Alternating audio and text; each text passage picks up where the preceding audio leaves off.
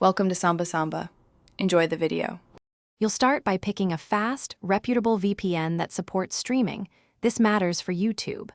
Once chosen, install from Google Play and grant the app permissions it requests.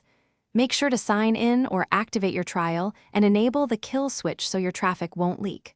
Also check for a streaming-optimized server list. That saves time. Now connect to a nearby server or the country you need. This is the first active step to route YouTube traffic through the VPN. Once connected, configure for reliability and speed. For most Android devices, automatic or UDP gives faster streaming. Switch to TCP if you face dropouts. If you only want YouTube routed through the VPN, enable split tunneling and add the YouTube app to the VPN route. This reduces latency for other apps. Make sure to test playback and run a brief speed check. If buffering or high latency appears, change servers or protocols, because different routes alter throughput and unlock region-restricted content. To finish, clear the YouTube app cache and restart it while the VPN is active. This forces the app to use the new route.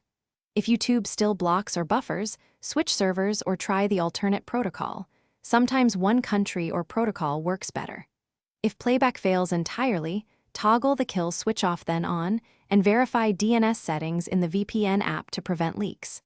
As a last resort, reinstall the VPN app. These steps resolve most common connection and streaming issues. Thanks for watching. Consider subscribing if we helped you.